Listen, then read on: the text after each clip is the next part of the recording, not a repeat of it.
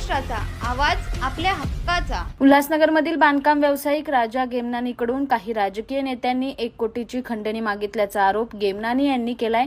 यातील 5 लाखाची रक्कम त्यांच्या कार्यालयातून अज्ञात व्यक्ती घेऊन गेला। त्याच प्रकरणी उल्हासनगर हिललाईन पोलीस ठाण्यात प्रहार जनशक्ती पक्षाचे ठाणे जिल्हा अध्यक्ष स्वप्नील पाटील आणि राष्ट्र कल्याण पार्टीचे शैलेश तिवारी यांना पोलिसांनी ताब्यात घेतलं होतं। त्यांची चौकशी करून त्यानंतर पाटील आणि तिवारी या दोघांना पोलिसांनी नोटीस देऊन सोडून दिले। उल्हासनगर शहरात गेल्या काही दिवसापासून या प्रकरणाची मोठी चर्चा रंगली आहे। राजा गेमनानी यांचं उल्हासनगर शहरात बांधकाम व्यवसाय आहे। ऑगस्ट महिन्यात गेमनानी हे कामानिमित्त उल्हासनगर महापालिकेत गेले होते। त्या ठिकाणी स्वप्नील पाटील यांनी राजा गेमनानी यांना तुम्ही बांधकामाचे मोठे काम पास करून घेऊन त्यामध्ये 100 कोटीचा TDR घोटाळा केला असल्याचे सांगून तुम्ही मला प्रत्येकी एक प्रोजेक्ट मागे 50 लाख रुपये असे एकूण 1 कोटी रुपये दिले, नाहीतर तुमच्या विरोधात वेगवेगळ्या कार्यालयात जाऊन बांधकामाच्या परवानगी रद्द करून तुम्हाला त्रास देऊन बर्बाद करू अशी धमकी दिली असल्याचं गेमनानी यांनी तक्रारीत सांगितलं। तसेच 15 ते 20 दिवसानंतर राजा गेमनानी हे नेताजी चौक येथे असताना पाटील यांनी मी तुम्हाला 1 कोटी रुपये मागितले होते, त्याचे काय झाले? मला जर पैसे दिले नाही तर मी तुमच्या मागे लागेल। तक्रारदार यांनी पैसे देण्यास नकार दिला असता स्वप्नील पाटील यांनी शिवीगाळ व जीवेठार मारण्याची धमकी दिली। दरम्यान 27 डिसेंबर रोजी स्वप्नील पाटील यांनी एक अनोळखी इसमास राजा गेमनानी यांच्या राहत्या घरी पाठवून त्यांचे जवळचे पैसे मोबाईल फोनवरून गेमनानी यांना तुम्हाला सर्व काही मिटवायचे असेल तर 1 कोटीऐवजी तुम्ही मला 25 लाख रुपये द्या, कारण माझ्यासोबत पण भरपूर लोक असून त्यांना सुद्धा द्यावे लागतील असे बोलून 5 लाख रुपये रोख रक्कम खंडणी स्वरूपात स्वीकारले, म्हणून गुन्हा दाखल करण्यात आला। इसमें कैसा है कि अगस्त के महीने से लेके मुझे टॉर्चर किया जा रहा था और मेरे 2 साइड है, एक समता नगर उल्लासनगर 4 में साइड है और एक गायकवाड़पाड़ा में गेमनानी कंपाउंड के सामने एक साइड है। वो दोनों का मैंने प्लान पास करवाया था मई के महीने में। मई और जून के महीने में जब मेरे प्लान पास हुए थे तो तभी से इन्होंने डॉक्यूमेंट निकालना और फिर कारपोरेशन में मेरे को मिलके पैसे की मांगनी करना, फिर उनका कहना कि हम लोग ऐसे आपको काम करने देंगे नहीं, आपने 100 करोड़ का TDR घोटाला किया, ये किया वगैरह वगैरह उनका चल रहा था, लेकिन मैं उन चीजों को ध्यान नहीं दे रहा था। लेकिन बाद में जैसे ही मुझे पता चला कि इन्होंने मेरे खिलाफ तकरारें भी करने चालू कर दी, तो क्योंकि मैंने इनको इनके डिमांड पूरी नहीं की मैंने, तो फिर सारा वाकया जो था वो मैंने गृह विभाग को लेखी तकरार करके मैंने 20 तारीख को भेजा था। और मैंने जब गृह विभाग से लेते हुए CP साहब से लेके और जब मैंने कंप्लेंट की,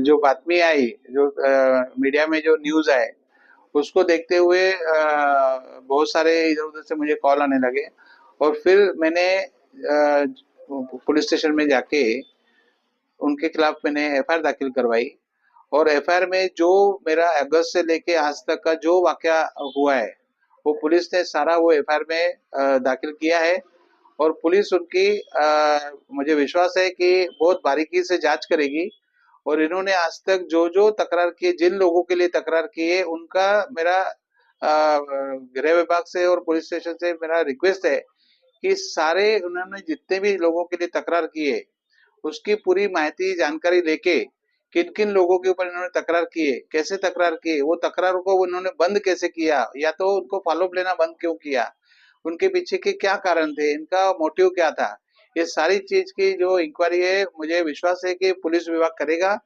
और दोषियों को 100% उनको दंडित करेगा। और जो उल्लासनगर के लिए समाज आपको क्या डिमांड की थी और कहाँ पे डिमांड? मैंने 1 करोड़ रुपया जो मेरे से डिमांड की गई थी वो मैंने पुलिस को लेखी भी दिया है, मीडिया में भी आया है और मैंने FIR में भी दिया है। और 1 करोड़ रुपया मेरे से जो डिमांड की थी वो कहाँ की थी, क्यों की थी, कैसे की थी, वो सारा वाकया FIR में, मैं FIR की कॉपी आपको देता हूँ अभी, और उसमें ये सारा मामला लिखा हुआ है और पुलिस इन्वेस्टिगेशन में सारा मामला है। तो मुझे ज्यादा मीडिया के सामने बोलना अच्छा नहीं है क्योंकि पुलिस उसकी पूरी जांच कर रही है और 100% मुझे विश्वास है कि पुलिस इसकी बारीकी से जांच करके गुनहगारों के ऊपर कार्रवाई करेगी। FIR में आपने ऐसा भी उल्लेख किया है कि आपके ऑफिस में आकर मतलब 5 लाख रुपए एक बंदा वो सारा सीसी फुटेज मैंने पुलिस को दिया हुआ है, मेरा DVR वगैरह सारी पुलिस लेके गई है और पुलिस ने वो सारा जो रिकॉर्डिंग है वो अपने पास रखी है उसका इन्वेस्टिगेशन चल रहा है। उसके बारे में अभी मैं ज्यादा बोलूं वो अच्छा नहीं है, क्योंकि पुलिस इन्वेस्टिगेट कर रही है और उसमें मैं कोई अलग स्टेटमेंट दे दूं या अलग मेरे तरफ से कुछ जाए और उसको वाक्य को उल्टा सीधा जोड़ा जाए, उससे अच्छा पुलिस का सारा इन्वेस्टिगेशन सामने आ जाएगा। और जो सीसी कैमरा में आया है या जो उन्होंने डिमांड की है वो सारे पुरावे पुलिस ने जमा करने चालू किए, उनका इन्वेस्टिगेशन चालू है और मुझे विश्वास है कि पुलिस गुनहगारों के ऊपर कार्रवाई करेगी। फोन के ऊपर क्या संबंध हुए थे जो जिस बंदे ने फोन किया था? बस उन्होंने बोला कि ये बंदे को पैसा दे दो आप, और मैंने उनको पैसा दिया हुआ है 5 लाख रुपया, बाकी का 20 लाख रुपया मुझे देना था। लेकिन इन बिटवीन मैंने जाके पुलिस स्टेशन में सारा वाकया बताया और मैंने एफआईआर की है। 20 लाख रुपए आपसे किसने की थी और कौन है वो जो लोगों के नाम पे वो सारा मैं आपको एफआईआर का कॉपी दे रहा हूँ, उसमें सारे लोगों का नाम डिस्क्लोज किया है मैंने, और सारा वाकया मैंने एफआईआर के अंदर डिस्क्लोज किया, यानी कि अगस्त से लेके आज तक का जो भी घटना घटा है तो सारा एफआईआर के अंदर आपको मिल जाएगा। 20 लाख रुपए आपको देने थे तो फिर वो बंदे को अपने रंगे हाथ क्यों नहीं पकड़ा दिया? क्योंकि मुझे ऐसा लगा कि ये कल आएंगे नहीं आएंगे और बाद में ये लोग आगे के दूसरे मेरे ऊपर नाटक चालू कर देंगे। उससे अच्छा जो मैंने दिया है वो पुलिस तक पहुंचना चाहिए और सारी कार्रवाई पुलिस के अंदर होनी चाहिए। अगस्त महीने का मामला है तो फिर अगस्त में आपने तकरार की अर्जी क्यों दी? अगस्त के महीने का जो वाकया है वो अगस्त के महीने में उन्होंने मेरे से जो डिमांड की थी, वो मुझे लगा कि ये लोग दुनिया भर को ब्लैकमेल करते, वो मुझे भी ब्लैकमेल करने की कोशिश कर रहे, तो मुझे देना था नहीं वैसे भी, तो तकरार करने का सवाल ही नहीं उठता था। लेकिन फिर जब दोबारा उन्होंने डिमांड किया, फिर जब तीसरी बार उन्होंने डायरेक्ट मेरा नाकारने के बाद मेरे खिलाफ अर्जियां किए और मेरे खिलाफ नाटकबाजी चालू किए, उसके बाद मुझे लगा कि ये लोग अभी मेरे से सीरियसली डिमांड करने की कोशिश कर रहे हैं, और उसके बाद में मैंने सारा वाकया पुलिस स्टेशन में और उसके पहले 20 तारीख की अर्जी में मैंने गृह विभाग को दिया है। नहीं, आपके तकरार के ऊपर एफआईआर तो दर्ज हो गई है, पर वो बंदे जो दो बंदे थे उसको वो पुलिस बुलाया था। वो पुलिस का क्या रोल है, पुलिस ने क्यों बुलाया, क्यों उसको नोटिस दिया, क्या दिया, वो पुलिस का मामला है, वो मेरा मामला नहीं है। पुलिस अपने तरीके से इन्वेस्टिगेट कर रही है, मुझे विश्वास है कि पुलिस उनके ऊपर कार्रवाई करेगी और जो दोषी है उनको सजा मिलेगी। ॲक्च्युली काल रात्री 1:30 वाजेच्या सुमारास एक खंडणीचा गुन्हा दाखल झालेला आहे. त्याच्यामध्ये माझ्या नावाचा आणि श्री शैलेश तिवारीजी यांच्या नावाचा उल्लेख आहे.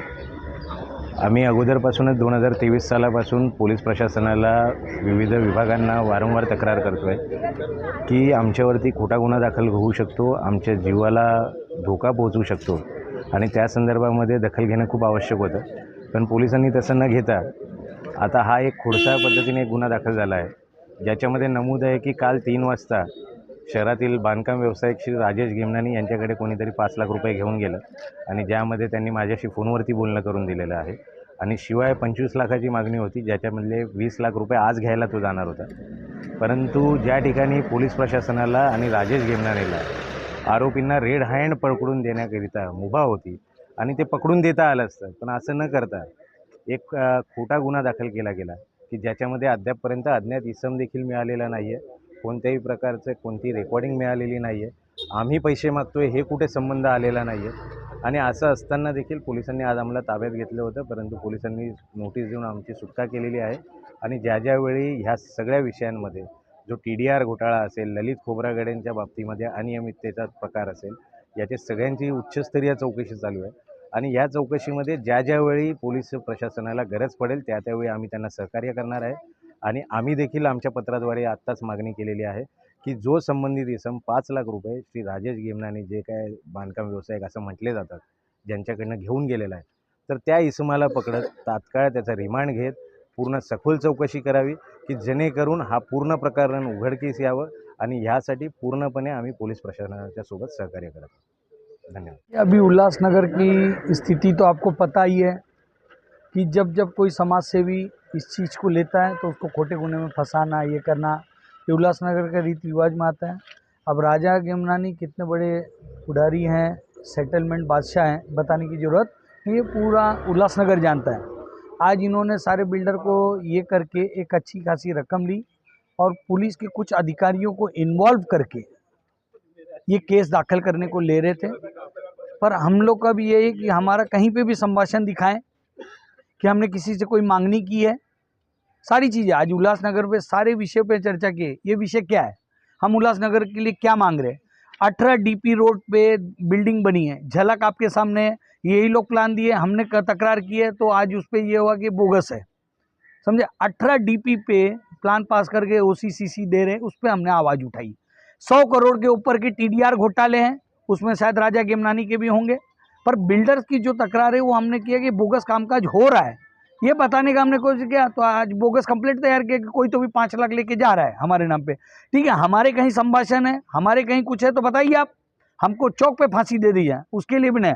आज भी जब हमको बुलाया गया यहाँ पे लेके, स्वप्निल पाटिल को विदाउट नोटिस दिए गए यहाँ पे लेके आया गया, इसकी जानकारी मिलती, मैं भी यहाँ पे आया तो मालूम पड़ा मेरे नाम पे भी काम रहा। तो मैंने साहब को एक ही चीज़ बोला हूँ कि आपके पास दोनों अधिकार हैं, एक तो आप अटक करके तपास कीजिए, दूसरा तपास करके अटक कीजिए, दोनों के लिए आप स्वतंत्र। आपको लगता है कि हमें अटक करना चाहिए तो आप अटक कीजिए और तपास कीजिए, जो भी है दूध का दूध पानी का पानी होना चाहिए। हमारा कहीं संभाषण बताए कि हमने किसी से 1 रुपए की भी मांग नहीं की, भर चौक पे फांसी दे, क्योंकि हम लोग को भी मालूम है हम सच्चाई के लिए लड़ रहे हैं।